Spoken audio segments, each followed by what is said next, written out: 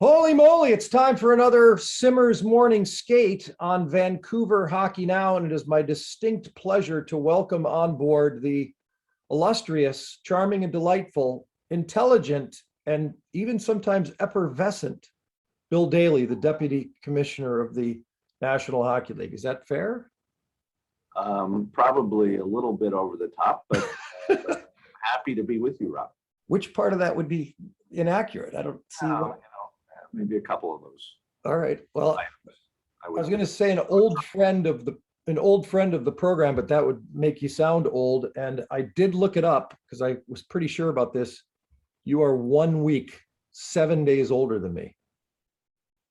Isn't that something? Wow, that's crazy. Yeah, it is crazy. You know what makes me feel old is in January, actually in December, will be my 25th anniversary from the date the commissioner offered me a job at the National Hockey League, and in January when I took the job, 25 years. It goes very, very quickly. Yep, for sure. You were legal department, then you became the deputy commissioner in 2005. You're such a grown-up. My God. I feel old. Yeah. Yeah. Let's talk about a few things here. First of all, I'm in Vancouver. You're in New York City right now at the new glorious offices on 9th Avenue, 33rd Street for the National Hockey League. The Kraken just popped up down the road here a couple hours away. This is pretty cool. I mean, Vancouver's had the Alberta teams to battle against. They've had the Chicago rivalry a decade or so ago. But now it's right here. Geographically, this is a beautiful thing. I think it's been fantastic, and we're really, really excited about what the future holds for sure. That obviously this it didn't spring up overnight, so they've been working at it probably for the better part of 3 to 4 years now. And I can honestly say, particularly in the middle of a pandemic, they seem to have done everything right. From top to bottom. Todd Lewicki and Jerry Bruckheimer and David Bonderman. They've done a fantastic job. Ron Francis as well. I touched base with him before their first game the other night, and he went out of his way to praise his ownership and management. So really, really excited. Really, we saw their building over the summer. I can't wait to see fans in that building and them playing hockey games there. Their uniforms have been a tremendous hit and success, record numbers. So again, they've been a model franchise, and they were only 1 game old. And I just realized I might actually be seeing you because I'm thinking you'll be at the home opener. I am planning to be at the home opener. Perfect. I'll see you down there because they're hosting the Canucks. And to your point about the Canucks, I give Francesco Aquilini and the Aquilini family a lot of credit. They've whereas some of our franchises were more protective of franchises coming close to them, the Aquilinis and the Canucks have always welcomed with open arms the prospect of having a rival in Seattle. They knew it would be good for the Canucks. They knew it would be good for hockey, and they've always supported it. There's been little stops and starts along the way, and there's been some weird stuff, people trying to move teams, to some degree, but here we are at 32. I mean, that's ultimately, from business standpoint, kind of from structural standpoint as well, it's a magic number, eh? Yeah, I mean, we certainly think it's a comfortable number where we are. We get asked about further expansion all the time. And I think the commissioner has been pretty consistent with what his response is, which is, we're very, very pleased with what we were able to do in Las Vegas, and now what we've been able to do in Seattle. But, as a league, 32 franchises, 4 divisions, equal number of teams in each division, we're in a good spot right now. And I think we'll be stable for a while. Speaking of the commissioner, tell him to stop sending you those texts to keep beeping up on the thing. Speaking of being old, my first game, there was only 6 teams. When I went to that's basically, I was really little. I suppose I can say in my lifetime there were only 6 teams, but when I started watching hockey, when I was about 6 years old, it was early 70s, and we had gone through expansion. So I think actually we were up to 14 teams because it was after the Sabres and Canucks came in. Yeah, you're right. 67, I wouldn't have been at a game yet. You're right. If I correct myself, I would have been at a game when there were 12, 12 teams. The old Olympia you used to go. I used to go to the Olympia. Best ice in the league. Unbelievable ice at the Olympia.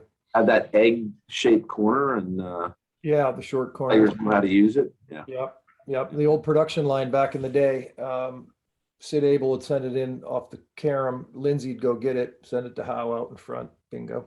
Well, interestingly, tonight I'm going to the Ranger Dallas Stars game at the Garden, and they're having a tribute for Rod Gilbert. Yep. You know, back from the original Six era. Yep. You know, passed away recently. What a guy. Tremendous ambassador for the sport and for the Rangers for a long time. You know, my time at the league, I really got to know him really well. A super individual.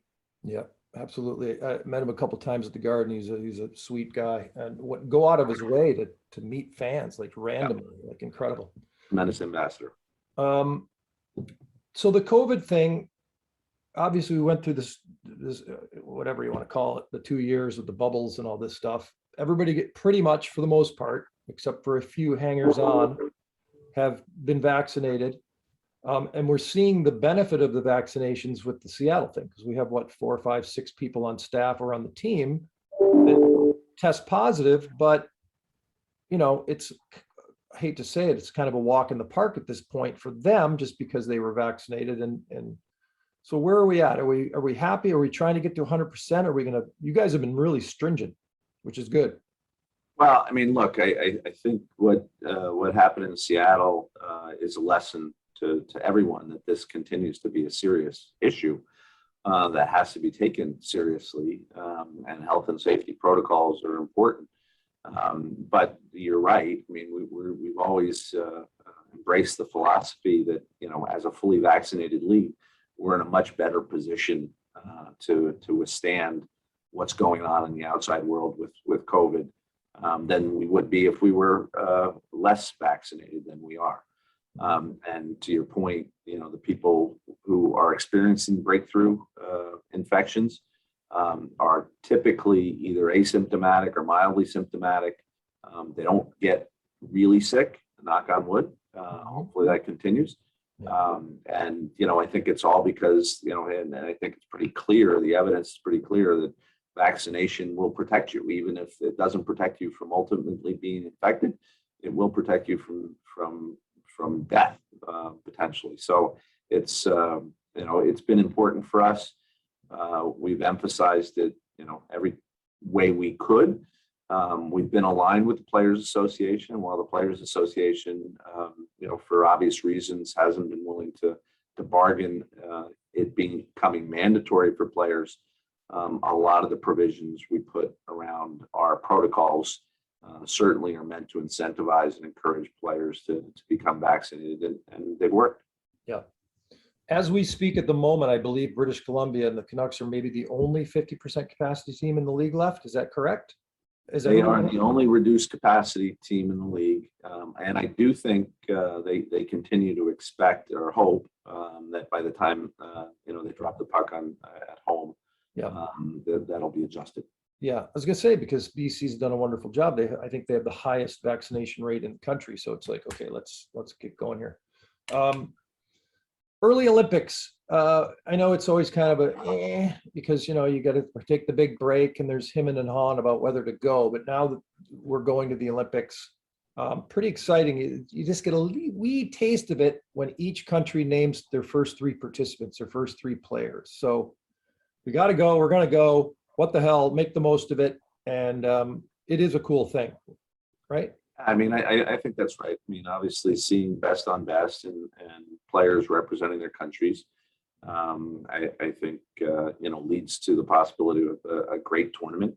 You know, it's going to be odd. There's no doubt, you know, halfway around the world and lots of time zones away, and players won't have their, you know, families and friends there, and no guests, no spectators from outside China. It'll be a pure hockey tournament, but I know they're excited about engaging, and to your point, let's make the best of it. Could that potentially change between now and then in terms of getting more people involved, and spectators? I don't anticipate that. Oh, They just recently took the decisions with respect to how the bubble's going to operate over there, and it's going to be stricter than what we just saw in the Tokyo Summer Olympics, in the sense that it's a closed bubble, meaning everybody who is going to be involved in putting on the Olympic Games will have to stay in the bubble. They can't go home to their families. They can't really leave the bubble. So it should be a secure environment. At least we hope it's secure. It'll be interesting for sure. Yeah. Well, you don't need to tell the folks in Vancouver about best on best excitement, because, Sid and the goal Had a great tournament for sure. 11 years ago. Back in 2010.